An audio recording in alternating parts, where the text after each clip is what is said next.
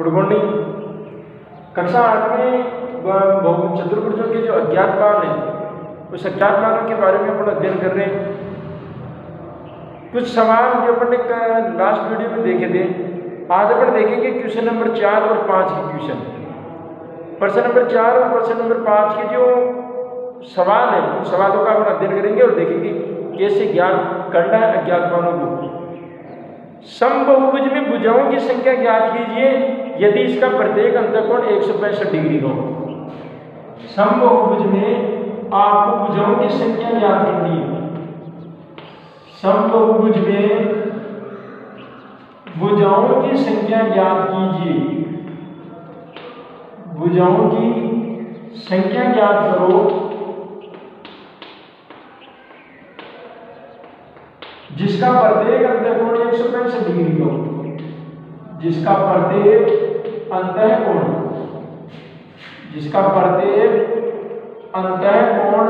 165 degree हो।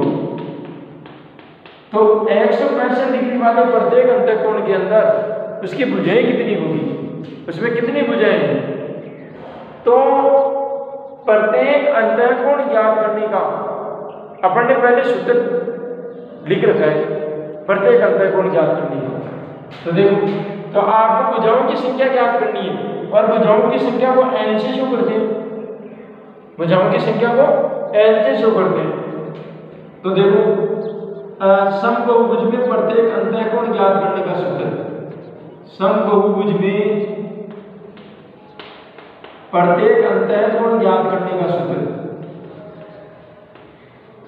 प्रत्येक अंतःकोण ज्ञात करने का सूत्र n-2 गुणा 180 डिग्री बटा n। n-2 गुणा 180 डिग्री बटा n। प्रत्येक अंतःकोण ज्ञात करने का यही सूत्र है। अब जो जो मान अपने पास में है उसको तो रखो और बाकी खाली छोड़ो। तो देखो, n-2 इंटू 180 डिग्री बटा n और बराबर प्रत्येक अंतःकोण 165 डिग्री का दे रखा है। प्रत्येक अंतःकोण 165 डिग्री का दे रखा है। अब इसके हाथ की तो हम कितना लगा लेंगे, 1 लगा लेंगे, वज्र गुणा करेंगे। इसका क्या करेंगे, वज्र गुणा। तो देखो, n-2 गुणा 180 को 1 से गुणा करेंगे और किसी भी संख्या को 1 से गुणा करने पर उसके मान में कोई बदलाव तो आता नहीं है। 2 को 1 से गुणा करूंगा तो 2 एकम, तो किसी भी संख्या को 1 से यदि गुणा करते हैं तो उसके मान में कोई बदलाव नहीं आता। 2 को 1 से गुणा करूंगा तो 2 एकम 2। 15 को 1 से गुणा करूंगा 15 एकम 15। तो किसी भी प्राकृतिक संख्या को या किसी भी चर या अचर संख्या को यदि आप 1 से गुणा करते हैं तो उसके मान में कोई बदलाव नहीं आता। उसका मान उतना ही है जितना कि वो था। तो n-2 गुणा 180 डिग्री बराबर 165 को n से गुणा करेंगे 165 डिग्री n। अब ब्रैकेट के बाहर यदि कोई पद गुणा में है, अचर मान गुणा में है, तो ब्रैकेट के अंदर वाले समझ पदों से क्या होता है, गुणा। तो 180 डिग्री को n से गुणा करो 180 डिग्री n माइनस 180 डिग्री को 2 से गुणा करो 360 डिग्री बराबर 165 डिग्री n।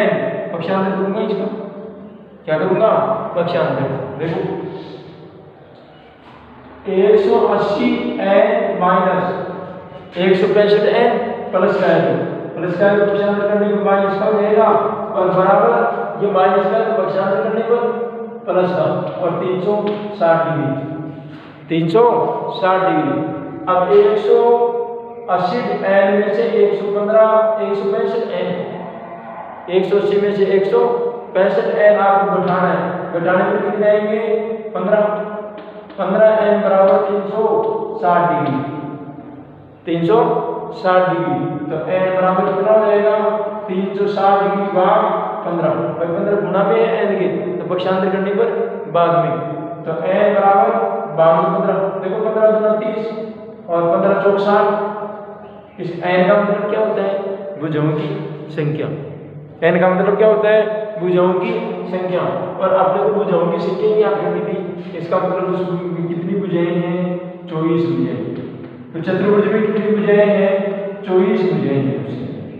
और 24 भुजाओं वाले किसी बहुभुज में प्रत्येक अंतःकोण कितनी डिग्री का? 165 डिग्री का है, 165 डिग्री का। तो 165 डिग्री का अंतःकोण वाला अगर कोई बहुभुज है, उस बहुभुज में भुजाओं की संख्या कितनी है? 24। कितनी है? 24 भुजाएं। एक और देखो प्रश्न नंबर 5। प्रश्न नंबर 5 में 2 सवाल है। क्या ऐसा समबाहुभुज संभव है जिसका प्रत्येक बाह्य कोण 22 डिग्री का हो?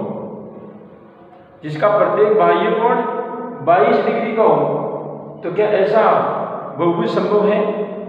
तो देखो, अब ऐसे बहुभुज के लिए पहले बात है, आप भुजाओं की संख्या ज्ञात करो। यदि भुजाओं की संख्या यदि पूरी पूरी ज्ञात हो जाती है, या भुजाओं की संख्या अगर पूर्णांक में आ जाती है, दशमलव में नहीं, पूर्णांक में, अगर पूर्णांक में आ जाती है तब तो वो बहुभुज है, और नहीं तो वो बहुभुज नहीं है। और उसका ये जो बाह्य कोण दे रखा है 22 डिग्री का, ये 22 डिग्री का बहुभुज भी नहीं है। आओ एक काम कर दे,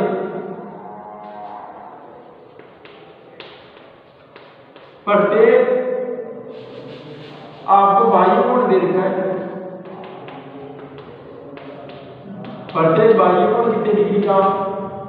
22 डिग्री का। और सभी बाह्य कोणों का योग जो होता है वो 360 डिग्री से ज्यादा नहीं होता। तो बाह्य कोणों का योग कितने डिग्री से ज्यादा नहीं होता? 360 डिग्री से ज्यादा नहीं होता। तो आपको भुजाओं की संख्या याद करो। अगर भुजाओं की संख्या अगर पूर्णांक में आ जाती है तो वो बहुभुज है, नहीं तो वो बहुभुज भी नहीं है।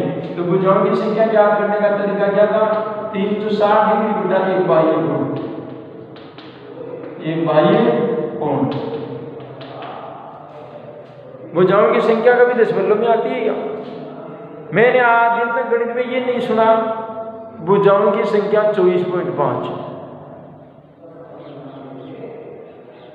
भुजा कभी आधी नहीं होती, आधी की जाती है। यह रेखाएं और रेखाओं के प्रकार जो आप कक्षा 7 के अंदर पढ़ गया है, आप उसके अंदर किसी भुजा का अर्ध करने के लिए हमारे को लंब डालना पड़ता है, तब आधी होती है। वरना अगर एक सरल रेखा को अगर मैं खींचूं, चाहे वो छोटी सी खींचूं, चाहे 1 सेंटीमीटर की खींचूं, उसको रेखा ही कहा जाएगा, उसको आधी रेखा नहीं कह सकती।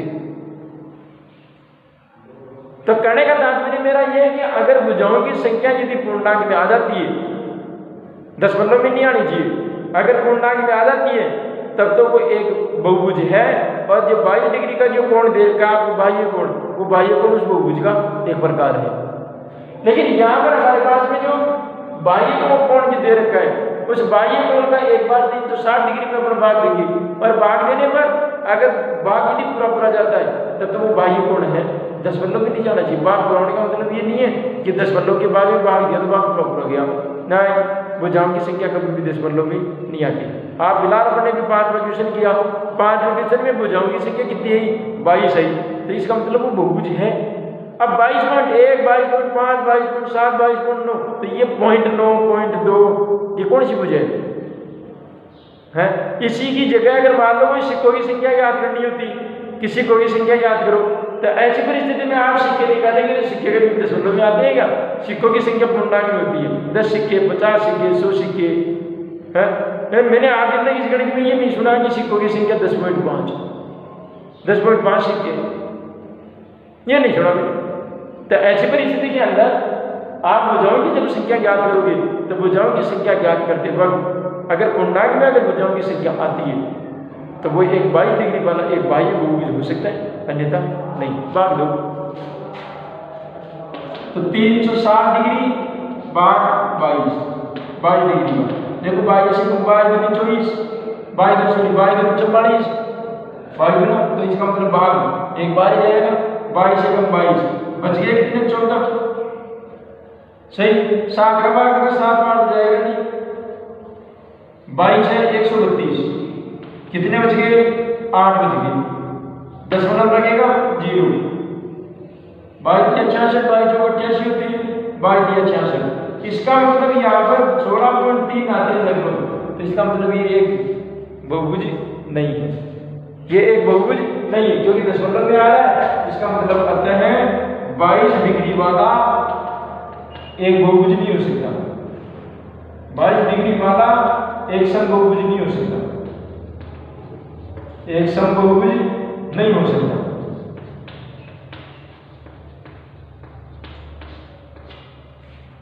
तो 22 डिग्री वाला एक समबहुभुज नहीं होगा। इसी में दूसरा सवाल हमारे अपने से पूछता है, क्या यह किसी बहुभुज का प्रत्येक अंतःकोण भी हो सकता है क्या? किसी बहुभुज का प्रत्येक अंतःकोण भी हो सकता है क्या? नहीं। और कैसे होगा? जब एक बाह्य कोण की भुजा की माप भी ढंग से नहीं आई तो वो कैसे आएगा? करके देख लो। अगर ऐसे विश्वास नहीं होता तो आप करके देखो। और प्रत्येक अंतःकोण याद करने का सूत्र, प्रत्येक अंतःकोण याद करने का सूत्र n-2 गुना 180 डिग्री बटा n। अब भुजाओं की संख्या मेरे पास है नहीं, और बटा n बराबर प्रत्येक बाह्य कोण 22 डिग्री का, प्रत्येक बाह्य कोण 22 डिग्री का। और कॉमन सेंस की बात है, 360 डिग्री के अंदर 22 का भाग नहीं किया तो किसी संख्या का आधा करने पर भाग पूरा नहीं जा सकता, क्योंकि वो उसकी एक आधी संख्या का होने का मतलब है कि संख्या की जो प्रकृति है उसमें बदलाव नहीं है, तो उसमें भाग पूरा जाने की संभावना नहीं है। फिर भी अगर मान लीजिए कि यहाँ पर तो थोड़ा सा दिमाग का जो लेवल है, चलो मानते हैं वो आपका कम है, या दिमाग का जो स्तर है वो थोड़ा समझ से थोड़ा सा हो सकता है बाहर, लेकिन यहाँ पर जो हल करेंगे, हल करने पर अगर अपने पास में भुजाओं की संख्या अगर पूरी आ जाती है तो ठीक है। देखो वजन गुणा करो n-2 गुणा 180 डिग्री बराबर 22 है, 180 डिग्री n-360 डिग्री बराबर 22 है।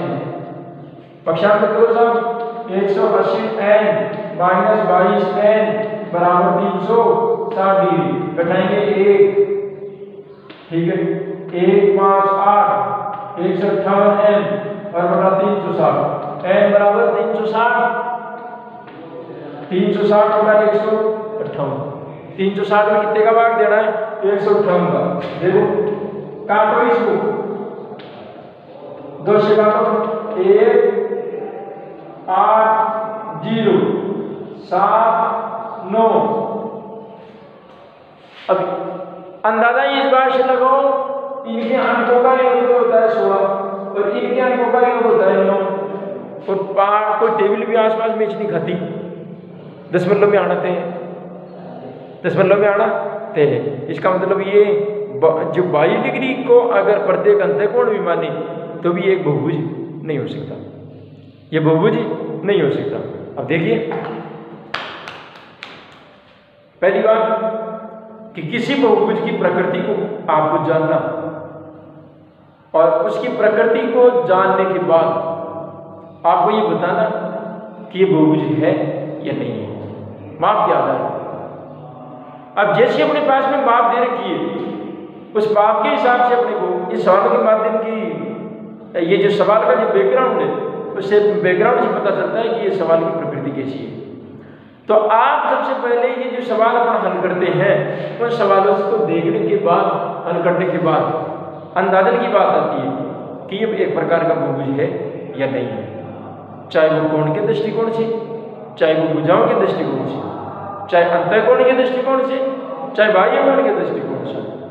अगर आपका पूरा पूर्णांक है तो वो बहुभुज है, अन्यथा वो बहुभुज नहीं है, चाहे प्रत्येक अंतःकोण क्यों न हो, चाहे अंतःकोणों का योगफली क्यों न हो, और चाहे मेरा मानना यह है कि चाहे बाह्य कोण क्यों न हो और चाहे प्रत्येक बाह्य कोण क्यों न हो। ये अगर दशमलव में आते हैं या दशमलव के बाद में, चाहे भाग पूरा जाता हो चाहे नहीं जाता हो, दशमलव में आते ही ये समझ लेना है कि किसी प्रकार का कोई बहुभुज नहीं है। क्यों?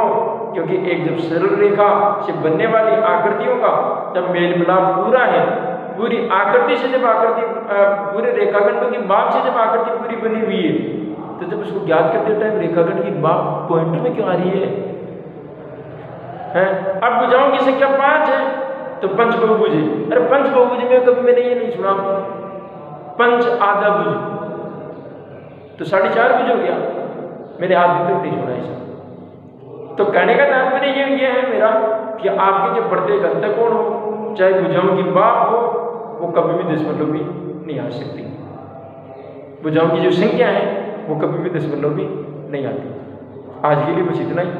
अगले नेक्स्ट डे को देखेंगे कि चतुर्भुजों के और भी कई प्रकार हैं, उनका क्षेत्रफल, उनका परिवार, उनकी प्रकृति किस प्रकार से ज्ञात करेंगे। आज के लिए इतना ही। बहुत बहुत धन्यवाद।